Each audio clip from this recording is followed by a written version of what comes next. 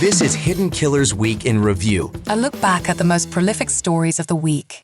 Welcome to the podcast. If you'd like to listen to an ad-free version of this episode and all of our episodes, then search True Crime Today Premium Plus on Apple Podcasts and press subscribe. That's our premium channel where all of our ad-free and advanced episodes live, all in one place. True Crime Today Premium Plus. Search it on Apple Podcasts and press subscribe. Even try it for 3 days free. They thought they'd get away with it until now. This is Hidden Killers with Tony Brueski, featuring retired FBI Special Agent Jennifer Coffindaffer.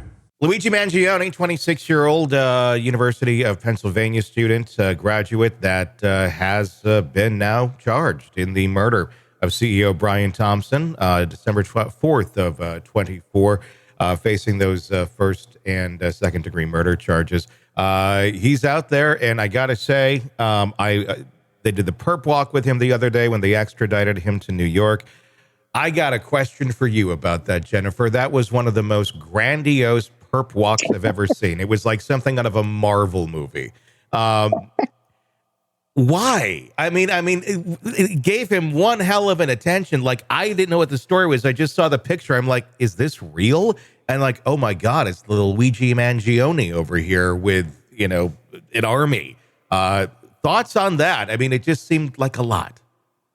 It did seem like a lot, and I understand that, and it certainly is feeding the frenzy of, unfair treatments. Yeah. He's really a revolutionary. He's a martyr. He's being treated like that. But at the end of the day, this case was getting so much attention. Everyone knew he was leaving that Pennsylvania courtroom, and anybody who really wanted to somehow stage some sort of assault would have the timing down. And so there's no way people have said, well, why didn't they just drive him? I can't even express how difficult that is to guard somebody on the road, multiple vehicles, air coverage, that sort of distance. It would have been a Cecil B. DeMille for over 200 miles instead of the Cecil B. DeMille we saw, which was a much shorter time span. So that was out. That would never be considered. It was so smart of them to use, a NYPD copter and how they actually played it out. This is why they had to do it, Tony. Mm-hmm. Too many people, would want to kill Luigi Mangione to be famous themselves. So many people might want to actually sort of stage some sort of takeover and possibly try to take him and free him. Obviously, it wouldn't have worked in this situation. And then, many others hate Luigi Mangione. Not very many, but there are some that are very angry. I mean, it's really on both sides. So if they don't have this huge tactical presence. I mean, this presence said, unless you have an army, you better not come after him. That's what that said. That was the message sent. Yeah. I think personally, it was smart. If I were the special agent in charge of this case and it was my call, I would have said the same thing. I want full on tactical contingents. I don't want any chance that he's going to get sniped or that somebody's going to assault. I mean, nobody's going to try to make that effort with what you saw there. No, I mean, actually, my concern was more for the officers, quite honestly, thinking like if somebody's going to want to do something here, it's not going to be killing Luigi Mangione. Like, I think he could probably almost just walk around with bulletproof or without a bulletproof vest, because I think there's too many people that like him. He's one of the few that I think doesn't necessarily have a target on his back. Anybody who's holding him back, though, I think does. And I was more concerned for that level of, like, that's a lot of officers if somebody's going to try and do something. Granted, they got the shields. They're fairly well prepared. But if somebody, I don't know, set something off or a bomb, I don't know. It just seemed like a lot. But with your explanation, it makes a lot more sense. My thing was, why give him the attention? Why give him the parade? But yeah, I hear you. This case, obviously, it's going to take some time to get into any sort of trial situation. What sort of defense do you think Luigi Mangione is going to bring for this? It's pretty much one of those where it's like, yeah, we know it's you, and there's no question about it. You're, fighting and you're almost bragging like I did this. So he's going to plead not guilty, I'm sure, but obviously you did it. No erasing that fact. Are we going to just solely go on them trying to argue this principle or his ideologies in court? And would the court even allow that? Well, such a good question. I really think they are going to go for some sort of jury nullification. If right now, with what we know and the evidence being so ridiculously strong, I would literally probably waive my speedy trial. Now, remember, he's not only been charged in Pennsylvania, he's not only been charged in New York, he's been charged by the federal government now. So we have 4 federal government death penalty and the death penalty charge on the table now. So, and that will come first. By law, by statute, the FBI, swooped in and really took over this case from New York, because obviously if he gets the death penalty, which I don't think there's any chance he'll get, or if he gets a life sentence, there's going to be no need to have a trial and everything in the New York case necessarily. They could still, and they may. But depending on what happens, if I were him, Tony, I would want to take the stand. I would want to explain, why I did what I did, and pray for jury nullification. In other words, we know he did it, and we don't care. And we saw it in OJ. It happened in OJ. Those jurors have been interviewed, and they said, we know OJ did it, but we weren't going to convict him because of what happened with Rodney King. So that's what they're hoping for. Yeah. I think they have, as of right now, a good chance if this trial were to take place tomorrow, but this trial will likely take place years from now.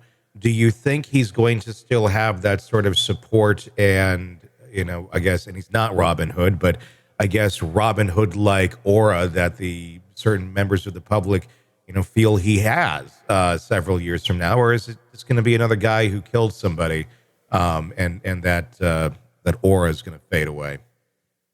Well, that's why I would waive my speedy trial. I would put all the onus on the government right now. They have enough to prove their case, but just think how much more they're going to get if they get years to interview and to look at the digital footprint.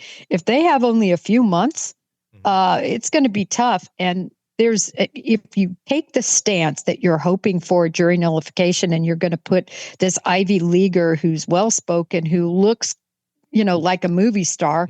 I was just watching a movie, and the guy on the screen looked almost exactly like Luigi Mangione. I don't know his name. I couldn't believe it. I stopped. I said, look to my husband, oh my gosh, looks just like him. Yeah. He looks like he has movie star looks. I couldn't believe they allowed him to get a designer haircut, by the way, and trimmed up his eyebrows and shaved him all down. He looked very presentable. I don't know if you noticed, like they cut the bottom half and kept the top half long. I was like, wow, okay. I don't know who the barber is, but he's good. Yeah. I was kind of surprised by that. And that's a big thing in this case is the looks of the man. If this man, if he looked like Ted Kaczynski, but was still arguing the same ideologies, I don't think you'd have this many people, supporting him. I totally agree. Brought that point up with Crooks, the young man who tried to kill Trump. And killed somebody. I mean, very, not to be rude, but he's just a very non-attractive kid. Yeah, he was an odd-looking guy. Yeah. Awkward and face was breaking out. The way he kept himself was not nice, and nobody's saying anything about that. Obviously he's deceased himself, but I'm just saying it's he is a groundswell for sure that's occurring. It's going to be fascinating to see where this goes and what else they unearth on the history of him. It feels like we learned a lot very quickly that really just paints the picture. This is who he is. This is the mission he went on, and he succeeded. What's your thoughts on there being an accomplice with this, though? Because just to know the fact that he walked out there, knew exactly where Brian Thompson was going to be on a busy New York City street, walking, on the sidewalk. There has, I mean, it really wasn't part of his normal routine either. So it wasn't like you're scoping this out every day, and then it's an obvious choice. How do you think he figured that part out? Do you think there was somebody on the inside that knew something? Well, initially, that was certainly early on before the note came out. Now, I'm not going to call it a manifesto. Yeah. Ted Kaczynski had a 70-page manifesto to explain his ideology. This was literally a one-page note. Yeah. And it seemed sort of, in a way, a note to himself. It was very rambling, just kind of his thoughts on, but he kind of explains that. He says how lucky he got, that he would procrastinated. It gave him longer to understand what was going on. He says he was completely fortuitous that Brian Thompson was going to be at this particular meeting. Remember, he was there 10 days in advance. So I do believe that he probably followed him from when he arrived and just patiently followed him, put him down at that hotel room, which was just across the street from where the conference was going to be, and patiently waited. He talks about his patience. And I think he waited him out. And even though law enforcement initially said, and I think this is why a lot of analysts and other people were confused, they said he was only there minutes before he pounced.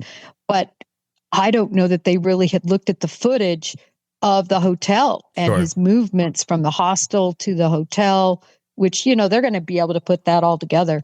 Yeah. And it's pretty easy in New York City to blend in with a crowd and not be noticed. Anytime you're there, you look around, you see hundreds of people in any direction. So if he's watching from a distance, whether it be in that hotel lobby or just outside waiting for him to come out, there could have been a lot of surveillance leading up to those couple seconds on that sidewalk by him directly. Exactly. And that's kind of what I think at this point. I mean, he also makes it very clear. It was me. It was all me. I paid for this with my money. He's very proud about all of this, right? Again, just telling the kind of person he is, right? His grandiosity, of course, because I think he thought he wasn't going to get caught. Yeah. I mean, I really believe he thought he might have more CEOs to line up. But he says about this, and this is the one key point I want to make. He says about this that the healthcare industry checked a lot of his boxes. And I think there are a lot of boxes. This is just my belief based on everything, that one of his boxes was getting back at his parents. We know that he was persona non grata toward his parents, toward his family. We know that they made their money in the healthcare industry. Wow, what a whammo this is to their whole legacy, to the empire they built, and just so shameful, right? And we know it was important to keep to be good people by what the grandmother said. Yeah. So I wondered if this was one of the boxes he checked. See, I did this on my own, in your face. Yeah. Look at what you did healthcare industry wise. Yeah. Just again, my thoughts. No, I think it makes a lot of sense because you start to evaluate the psychology, what makes him who he is. Obviously quite a narcissist. We've kind of established that. But, a 26-year-old, lots of young, dumb things going through a 26-year-old's mind. And at that age, a lot of it still is kind of like, I want to get on my own. And if your family is this, heaping large, giant that has a hill for you to climb up that maybe you don't want to climb up. Going and doing something extreme to get a lot of attention on you. It's attention. And to a narcissist, attention is attention. It doesn't matter if it's something horrible, especially if they feel justified in it, that they're doing something that makes them look like a hero. And this man did succeed in that. He has a lot of people thinking he's a hero when, in reality, he is not. Yeah, I agree. But I do also think he does need evaluated. And I say this because he did take a complete exit out of society for about 4 or 5 months. It's not as long as people think. His back injury that happened, right? He always had a back issue, but in 2023, he had a surfing accident that left him in a ton of pain, but he got the surgery. After that, at least according to the Reddit account, he was fine. He could sit, he could stand. He said, wow, I'm pain-free. He goes on a extravagant vacation in Hawaii, hiking and doing things. And then he takes off to Asia and to, specifically to Thailand and to Japan. I mean, obviously the wealth of his parents, what a sheltered, horrible life he's leading without any opportunity. He's that poor boy. He's so in pain. Yeah. Traveling and all of this. But then there is a time for 5 months, from July until the murder, around that time frame, right, that he does take an exit from everything. And what happened in Asia? What psychedelics led to this complete disconnect? And then, I think there is something to be said about that rambling note he said. I mean, this is an educated guy. Yeah. That's your manifesto. That's no manifesto. So I think there's a lot of things to really consider in this, and they're going to have to look at him and see if he did have a break or if, this is just him. I'm leaning toward B, but it deserves a look. I agree. Welcome to the podcast. If you'd like to listen to an ad-free version of this episode and all of our episodes, then search True Crime Today Premium Plus on Apple Podcasts and press subscribe. That's our premium channel where all of our ad-free and advanced episodes live, all in one place. True Crime Today Premium Plus. Search it on Apple Podcasts and press subscribe. Even try it for 3 days free. All right, true crime addicts, let's cut the crap. You're knee-deep in the gory details of your favorite podcast when suddenly a commercial hits like a bad meal. Seriously? You deserve better. Upgrade to True Crime Today Premium Plus on Apple Podcasts, where you can binge without those annoying ads. Plus, get extended interviews that go deeper into the darkness and early access to episodes so you can be the first to know. It's like trading up from fast food to fine dining, but with more blood. So, go ahead. Search for True Crime Today Premium Plus on Apple Podcasts. Subscribe and feast on the good stuff.